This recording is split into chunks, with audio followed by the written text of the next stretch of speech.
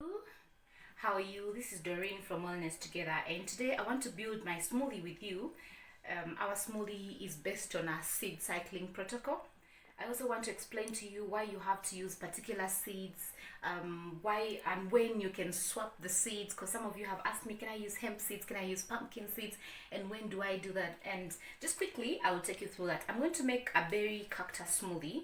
And I'm going to put there, I'm going to use hemp seeds, I'm going to use flax seeds, and I'm going to use almond butter with some walnuts, and I'm going to explain to you. So when we're doing seed cycling, we have seeds for blood type O's and blood type A's. Those have the same seeds. And we have seeds for blood type B's and blood type AB's. Blood type O's, you go best with pumpkin seeds and flax seeds for the first phase of your cycle. Then you go well with sesame and sunflower seeds for the second phase of your cycle. Now, because these seeds have enough cholesterol, they have the good fats. You also don't want to overdo the good fats. So if you're going to put a nut, or if you're going to use any nut, choose one nut. If you're going to use nut milk, choose milk and then one other nut. Do not put too many nuts. Don't use peanuts, cashew nuts, pine nuts, pecans. Like I found some people can have like 4 nuts and then 2 seeds alone. So we basically concentrate on the seeds because they have more of what we need.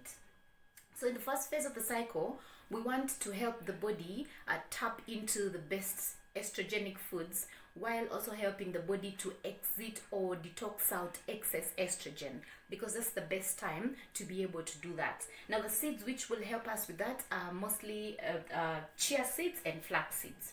So I have flaxseed powder here, and then I have chia seeds, and then I find that some people are mixing the two. These two will help balance out your estrogen, but you can't mix both of them because you'll have a lot of cholesterol out of your smoothie. So we choose flax seeds, not because they are better, because everybody's running for chia seeds because they're higher in omega-3 fatty acids, rather omega-3 fats.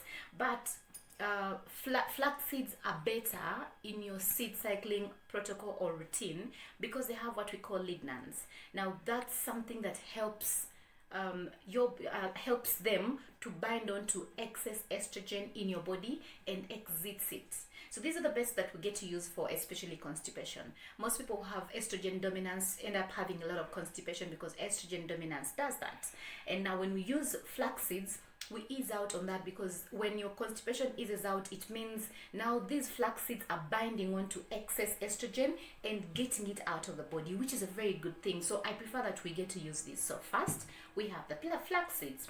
Now, some people will use the pumpkin seeds, and that's fine because we want to prepare the body for the progesterone moment that it needs, which is in the second phase, right? But also you can use hemp seeds. Now, why do I want to use hemp seeds in my cactus smoothie today? Because hemp seeds have the perfect combination of omega-3, 6 and 9, the best ratio that the body can go with.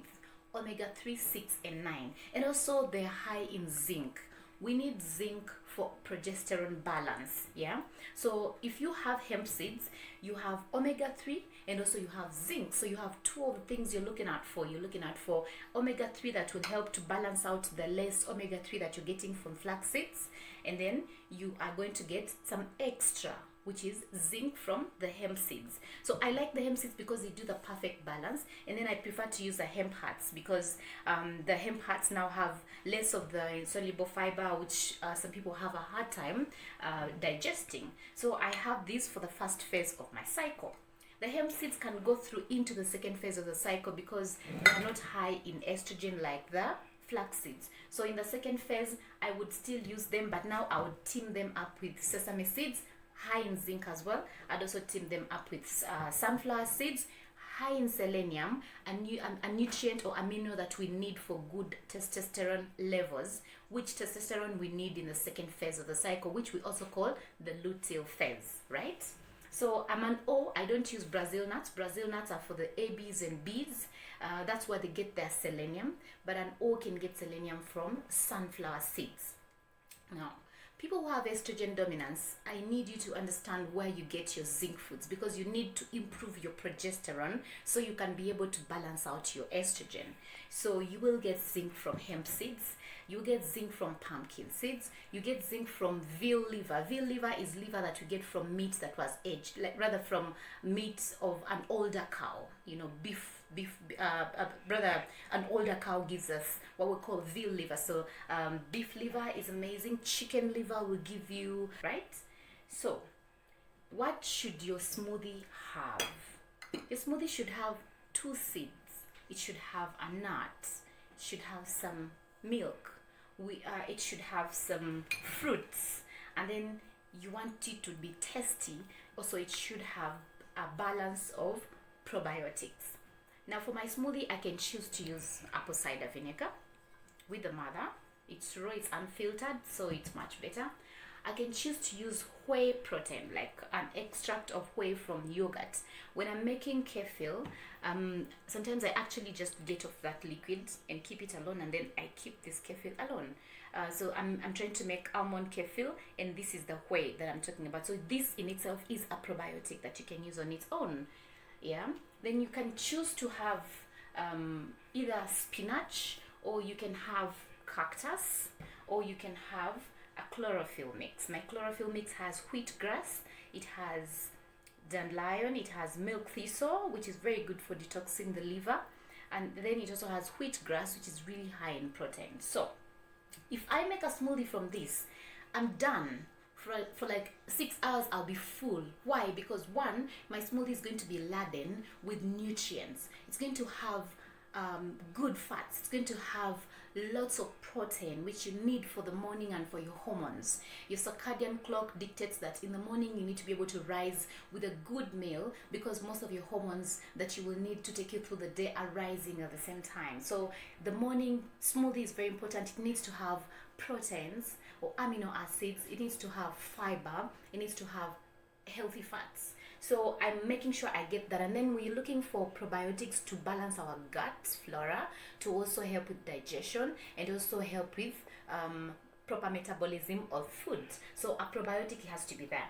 Now we also have to have an adaptogen in our smoothies, because the times are calling for us to be able to ensure that we are balancing out our stress levels. So adaptogens help us adapt to stressors of this life. Stressors are also coming from lots of herbicides and pesticides. They're also coming from lots of pollution. They're also coming from sleeping less and thinking a lot on how we're going to go through these times, and also comes from having lots of thoughts or working too much and all that. So as a woman, you just need to be able to have a hold of your stress.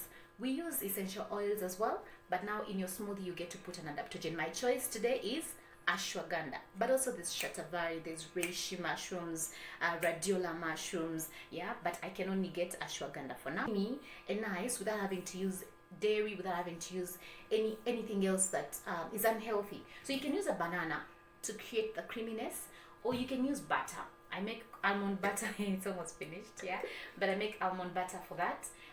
Or you can use kefir, yeah, to create creaminess in your smoothie if you want to. Today I want to eat a smoothie which has muesli, my seeded muesli. So I'm going to build my smoothie with 1 tablespoon of hemp seeds,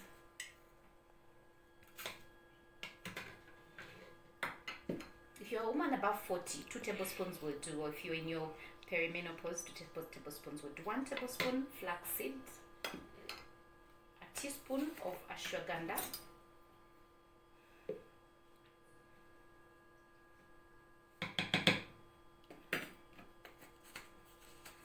so I'm going to put a teaspoon of my chlorophyll mix.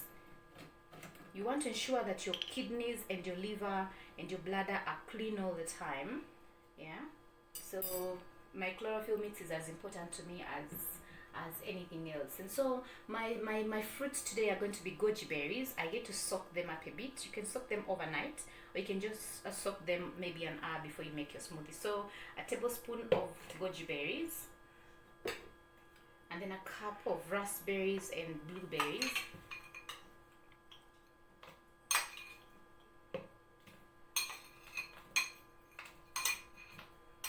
These berries have lots of antioxidants which help us with oxidative stress.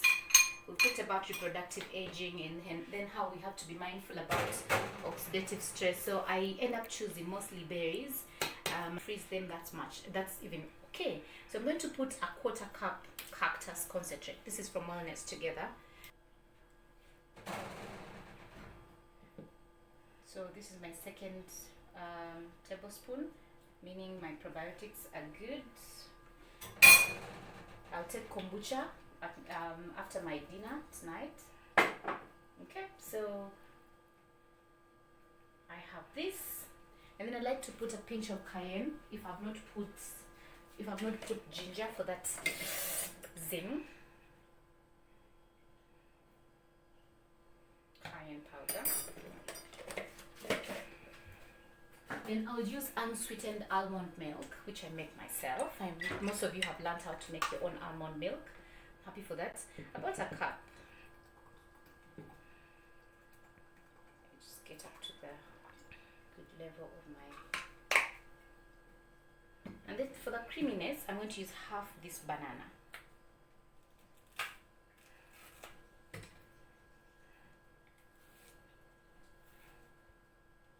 My fruits, I take them only in the morning, no fruits after 3 p.m. Pretty much no starch after 3 p.m. Then my choice of nuts today is going to be 7 walnuts. You can do 8, you can do 9, but they should not be less than 7.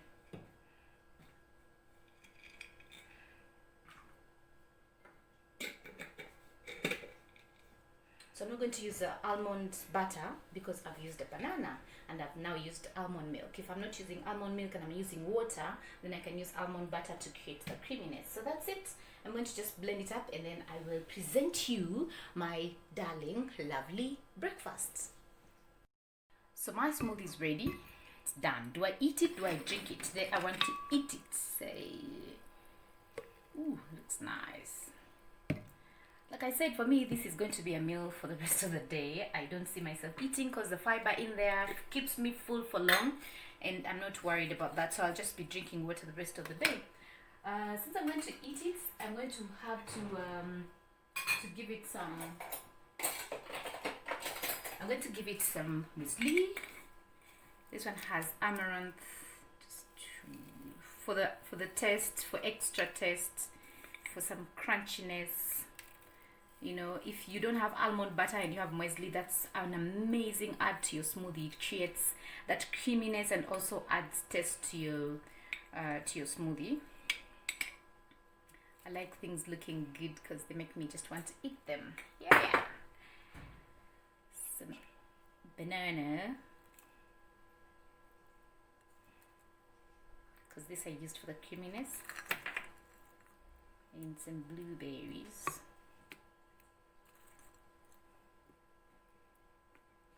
Yeah, I'm going to present this to myself. I don't have to make it for somebody if I can't make it for myself. I know we didn't have this, but it just looks nice going in there like that. Woohoo! See my meal, some raspberries. And that's it. Welcome for breakfast. Just like that, you have a healthy breakfast. You have that. You won't be yawning in the office. You will not be cranky. You won't run out on energy very fast. You have a very energetic morning. This is how we also beat adrenal fatigue. This is how we also improve concentration in the morning. I know most people have very poor early rises, or rather even when you wake up, you actually don't have energy in the morning. So when we add ashwagandha, it improves our alertness in the morning and also improves our quality of sleep. So we sleep well and then we wake up well, we have good energy. Take care of your breakfast. It will take care of you. Make sure